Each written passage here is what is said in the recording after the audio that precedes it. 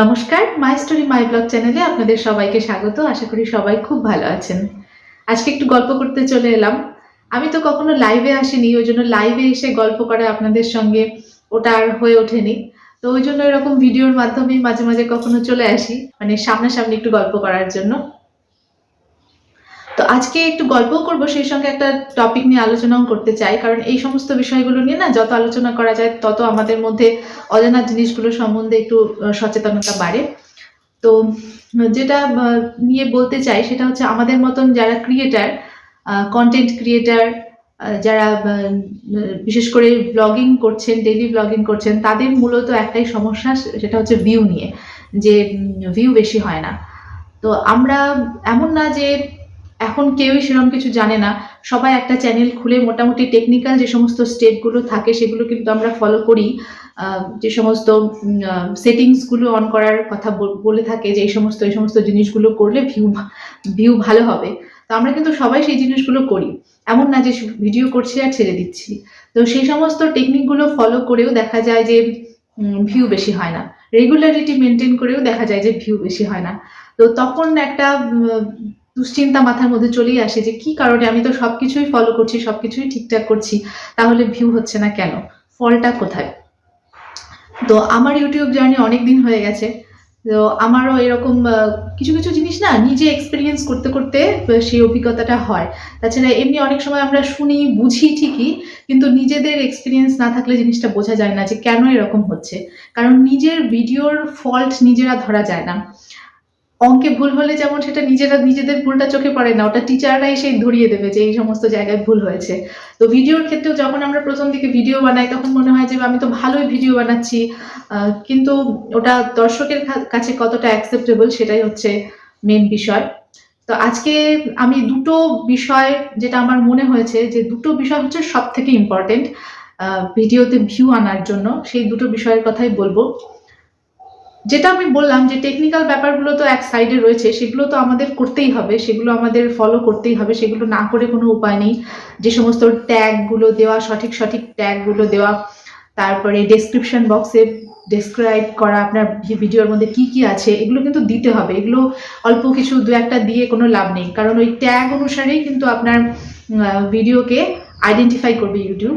তো এই সমস্ত টেকনিক্যাল ব্যাপারগুলোতে আমি যাচ্ছি না, কারণ এগুলো আপনারা চ্যানেলগুলোতে দেখে বুঝে নিয়ে সেই হিসাবে নিজের ভিডিওর সেটিংসগুলো অন করে রাখবেন। তো বাকি যে আমার মনে হয়েছে যে দুটো বিষয়, সেটার মধ্যে প্রথম আমি বলবো হচ্ছে কনফিডেন্স। নিজের ভিডিওর মধ্যে কনফিডেন্স থাকাটা দরকার, যে আমি যে ভিডিওটাকে প্রেজেন্ট করছি পাবলিকের সামনে, সেটা আমি কেমনভাবে প্রেজেন্ট করছি। আমি যখন কথা বলছি সেটাকে আমি থতমত খেয়ে বা তত করে কথা বলছি, মানে অনেক সময় হয় না যে কথা বলতে বলতে অনেক সময় জড়িয়ে যায়, সেটা আলাদা ব্যাপার। কিন্তু নিজের মধ্যে সেই কনফিডেন্সটা বলা দরকার যে আমি সঠিক বলছি কিনা। যেমন যে সমস্ত ট্রাভেল ব্লগগুলো আপনারা দেখবেন, যে ট্রাভেল ব্লগগুলো অনেক সময় আমরা দেখি ভীষণ ভালো, ওরা টু দি পয়েন্ট আমাদেরকে ডেসক্রাইব করে বলে দেয়। তো ডেইলি ব্লগগুলোতে ধর ওই রকম না, ডেইলি ব্লগের ইন্টারেস্টগুলো ওই রকমই হয় যে কেমন করে আপনি আপনার লাইফস্টাইলটাকে লিড করছেন। তো ওটার মধ্যে এমন কিছু মানে আর্টিফিশিয়াল যাতে না মনে হয়, সবকিছু ন্যাচারাল মনে হয়, কিন্তু আপনাকে কনফিডেন্স থাকতে হবে, আপনি যেটাই দেখান ইতস্তত করলে হবে না। তবে হ্যাঁ, এটার মধ্যে একটা ব্যাপার আছে, সেটা হচ্ছে ডেইলি ব্লগের ক্ষেত্রে বাইরে লোকজনের ভেতরে গিয়ে ক্যামেরা করা আর বাড়ির মধ্যে ক্যামেরা করা। আমি নিজেও বাইরে লোকজনের মধ্যে ক্যামেরা তো করতে পারি, ব্যাক ক্যামেরা আমি ক্যামেরা করে নেব, কিন্তু কথা বলতে আমি অভ্যস্ত নই, একদমই না। ওই কনফিডেন্সটা আমার মধ্যে এখনো নেই। যে বিষয়টা আপনি পারবেন না সেটাকে অ্যাভয়েড করুন। আমি যেমন লোকের মধ্যে কথা বলতে কনফিডেন্স পাই না, ওই জন্য আমি ভয়েস ওভার দিই। তো ভয়েস ওভার দেওয়াটা খারাপ কিছু না। আপনি যদি ভয়েস ওভার দিয়ে মনে করেন যে আপনার ভিডিওর মধ্যে আপনি কনফিডেন্সের সঙ্গে সবকিছু টু দি পয়েন্ট ডেসক্রাইব করবেন, তাহলে এটা ওকে। আর যদি আপনি মনে করেন যে না, আপনি পাবলিকের মধ্যে বা ফ্রন্ট ক্যামেরায় মোবাইল ধরে কমফর্টেবল, সেটাও ওকে। কিন্তু আপনাকে বারবার এক কথা রিপিট করা যাবে না, বারবার করা যাবে না। মানে কিছু কিছু পয়েন্ট আছে যে নিজের মধ্যে সেই ক্ষমতাটা রাখতে হবে যে আমি যেটা পাবলিককে দেখাচ্ছি সেটার মধ্যে যেন পাবলিকের ইন্টারেস্ট থাকে। এমন না যে এমন কিছু বলে যাচ্ছি, ঘ্যান ঘ্যান করে যাচ্ছি, সেটা পাবলিক স্কিপ করে বেরিয়ে গেল। তো ফলে সেটা খুব একটা ভিডিওর পক্ষে উপযোগী হয় না।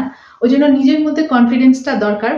সেটা আপনি যে পরিবেশেই ভিডিও করুন না কেন, গ্রামে গঞ্জে, শহরে, মার্কেটে বা একাকিত্ব যে সমস্ত জায়গাতেই থাকুন, আপনার বলার মধ্যে বা আপনার দেখানোর মধ্যে যেন সেই লেভেলটা থাকে, কনফিডেন্সের লেভেলটা থাকে, সেটা দেখতে হবে। আর 2 নাম্বার পয়েন্ট যেটা খুব ইম্পর্টেন্ট, মানে বর্তমান কম্পিটিশনের যুগে ফার্স্ট স্টেপ, সেটা পরবর্তী স্টেপে না হলেও হবে, ফার্স্ট স্টেপে যেটা ইম্পর্টেন্ট সেটা হচ্ছে প্রেজেন্টেশন। যে আপনি আপনার ভিডিওকে কিভাবে পাবলিকের কাছে প্রেজেন্ট করছেন। তো প্রেজেন্টেশন মানেই যে খুব মানে ভিআইপি রকম ভাবে প্রেজেন্ট করতে হবে ওইরকম কোনো ব্যাপার না। আমি একটা সাধারণ মোবাইলের ক্যামেরাতেই ভিডিও করি। তো আমার কাছে কোনো ক্যামেরা নেই, কোনো খুব বেশি দামি ফোনও নেই। তো নর্মাল ফোন যেগুলোতে মোটামুটি ভিডিওর কোয়ালিটি, পিকচার কোয়ালিটিগুলো ভালো হয়, সেই ধরনের একটা ফোন ইউজ করতে হবে। ঘরের মধ্যে যদি আপনি ভিডিও করেন তাহলে লাইটগুলো ঠিকঠাক রাখবেন। অনেক সময় দেখবেন যে লাইটের অভাবে হেজি আসে, তো ওই ধরনের ভিডিওগুলো কিন্তু আমাদের দেখতে ভালো লাগে না। যতই আপনার ভিডিওর মধ্যে কন্টেন্ট ভালো থাকুক, যদি সেই জিনিসগুলো চোখের পক্ষে একটু সুদিং না হয়, আরামদায়ক না হয় বা কালারফুল না হয়, অনেক সময় অনেকে দেখি খুব বেশি ভাইব্রেন্ট কালার ইউজ করে। তো সেক্ষেত্রে আপনারা একটু এডিট করে কালারটাকে অ্যাডজাস্ট করে দেবেন। যদি একটু ডাল মনে হয় সেক্ষেত্রে আপনি একটু ব্রাইটনেস বা কালার এই সমস্ত জিনিসগুলোকে বাড়িয়ে দিলেন, বা কখনো যদি খুব ব্রাইট হয়ে যায়, লাইট বেশি আসে দিনের বেলা, তখন আবার ব্রাইটনেসটা একটু কমিয়ে দিলেন। এইভাবে অ্যাডজাস্ট করে নেবেন ভিডিওটাকে, যাতে লোকের আপনার ভিডিওটা দেখতে ভালো লাগে, চোখের পক্ষে আরামদায়ক হয়, ক্যামেরা মুভেবল না হয়। অনেক সময় দেখা যায় যে ক্যামেরা খুব নড়াচড়া করে। আমি যদি হাতে ধরে ক্যামেরা করি, আমার সত্যি হাতে ধরে এরকম করতে ক্যামেরাটা এরকম ভাবে নড়ে, তো আমি বুঝতে পারি। তো ওই জন্য খুব একটা হাতে ধরে আমার মধ্যে সেই কনফিডেন্সটা নেই যে আমি ফোন হাতে ধরে কথা বলবো। তো ওই জন্য একটা স্ট্যান্ড ইউজ করুন। আর যদি আপনি হাতে কমফোর্টেবল হন, যদি মুভ না করে ফোন, বেশি নড়াচড়া না করে, তাহলে করবেন। আর একটা জিনিস যেটা আমি অনেক সময় অনেকের ভিডিওতে লক্ষ্য করি, মার্কেট প্লেসে বা একটু লোকবহুল জায়গায় যদি ভিডিও করা হয়, তখন যখন আমরা কথা বলি তখন ব্যাকগ্রাউন্ডে নানা রকম আওয়াজ হয়। তো সেই আওয়াজগুলো কিন্তু ডিস্টারবেন্স সৃষ্টি করে। তো এই ধরনের জিনিসগুলো দেখতে কিন্তু আমাদের ভালো লাগে না। মানে ব্যাকগ্রাউন্ডে যদি কোলাহল হতে থাকে, মানুষজনের আওয়াজ হতে থাকে, তখন কিন্তু নিজের সাউন্ডটা ক্লিয়ারলি শোনা যায় না। তো এই জিনিসগুলো মাথায় রাখা দরকার। তো ওই জিনিসটা কিন্তু প্রেজেন্টেবল খুব একটা কি বলবো, মানে উন্নত মানের প্রেজেন্টেশন হয় না। যে ধরনের উন্নত মানের ভিডিওগুলো আমরা দেখি সেগুলোতে দেখবেন যে কোলাহল মুক্ত বা যে সমস্ত জায়গায় দেওয়ার প্রয়োজন আছে ঠিক সেই সমস্ত জায়গাতেই দিল। আপনি কথা বলছেন, তার মধ্যে অন্যরকম আওয়াজ হচ্ছে, বিভিন্ন রকমের আওয়াজ হচ্ছে। তো ওটা কিন্তু অনেক সময় দেখা যায় না, গাড়ির আওয়াজ, হর্ন, তো মার্কেট প্লেসে এই আওয়াজগুলো হয়। তো ওগুলো আমার মনে হয় যে ওগুলো ভিডিওর মধ্যে নেগেটিভ একটা ইম্প্যাক্ট ছাড়ে। তো এই জিনিসগুলোর প্রতি একটু কেয়ারফুল হওয়া দরকার, যাতে প্রেজেন্টেশনটা খুব ভালো হয়। আর একটা জিনিস আমি আপনাদেরকে বলি, যে ভিডিওর মধ্যে যে ওয়াটারমার্ক থাকে, সেই ওয়াটারমার্ক দেখেও কিন্তু ভিডিওর কোয়ালিটি অনেক সময় আমাদের মনে হয় যে না, ওয়াটারমার্ক যদি না থাকে তাহলে ভালো কোয়ালিটি। কারণ ওয়াটারমার্কটা আপনারা সবসময় চাইবেন রিমুভ করে দিতে। কিছু কিছু অ্যাপ আছে যে সমস্ত অ্যাপে কিন্তু ফ্রিলি ওয়াটারমার্ক রিমুভ করা যায়। তো অনেকে আমি দেখি যে ইনশট অ্যাপ থেকেও ভিডিও করেন, তো ইনশট অ্যাপের ওয়াটারমার্ক থাকে। ইনশট অ্যাপে কিন্তু ফ্রি, মানে ওয়াটারমার্ক রিমুভ ফ্রিলি করা যায়। একটা অ্যাড দেখলেই আপনার ওয়াটারমার্ক রিমুভ হয়ে যাবে। দেখবেন নিচে হালকা করে লেখা থাকে ইনশট অ্যাপে যে ফ্রি কি ওয়াচ ভিডিও কি এরকম কিছু একটা লেখা থাকে, আমার ঠিক খেয়াল নেই, হালকা করে লেখা থাকে। ওখানে যদি আপনারা প্রেস করেন তাহলে একটা ভিডিও দেখাবে। ওই ভিডিওটা যদি আপনি দেখে নেন তাহলে কিন্তু আপনার ভিডিওতে আর ওয়াটারমার্ক দেখাবে না। তো যারা এই ধরনের ফ্রি অ্যাপগুলো ব্যবহার করে ওয়াটারমার্ক রিমুভ করে ভিডিও করার চেষ্টা করবেন, তাহলে কিন্তু সেই ভিডিওর মানে একটা ভ্যালু মনে হয় যে একটু ভ্যালুয়েবল মনে হয় ভিডিওর মধ্যে যদি ওয়াটারমার্ক না থাকে। তো এই সমস্ত ছোটখাটো বিষয়। তো আজকের আমার ভিডিওর মধ্যে দুটো জিনিসই বলার ছিল, যে একটা হচ্ছে কনফিডেন্স। আপনি যাই বলুন, যেটাই করুন, যেভাবেই ভিডিও প্রেজেন্ট করুন সেটার মধ্যে কনফিডেন্স থাকা দরকার। দেখবেন অনেক ভিডিওতে আমরা বলি যে অনেকের ভিডিওতে তো দেখি যে চলতে ফিরতে ক্যামেরা করছে, ভিডিও নাড়াচাড়া করছে বা খুব সাধারণভাবে ভিডিও করছে, তবুও তাদের ভিডিওতে হাজার হাজার ভিউয়ার্স। দেখুন এই ভিডিওগুলোর ক্যাটাগরি কি বলুন তো, ডেইলি ব্লগই করছে, কিন্তু এদের একটা ফেস ভ্যালু তৈরি হয়ে গেছে। তো যারা আজ থেকে 4-5 বছর আগে ভিডিও শুরু করেছে তাদের সঙ্গে আপনি যদি আজকে কম্পিট করেন সেটা তো সম্ভব না। তাদের অলরেডি একটা ফেস ভ্যালু তৈরি হয়ে গেছে। 20-25 হাজার সাবস্ক্রাইবার যদি কারো চ্যানেলে থাকে তাহলে তার মধ্যে কিছু না হলেও 5-6 হাজার ভিউ আপনার ডেইলি ভিডিওতে হবে, আপনি যেভাবেই ভিডিও করুন।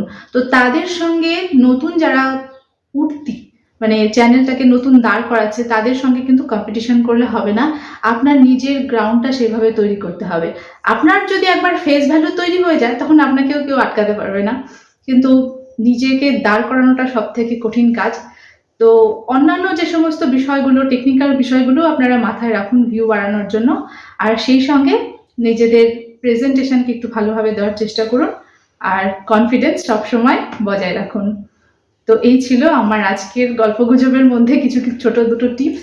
তো আশা করি আপনাদের উপকারে লাগবে। আর আজকের ভিডিওটা আমি এখানেই শেষ করছি। দেখার জন্য অনেক ধন্যবাদ।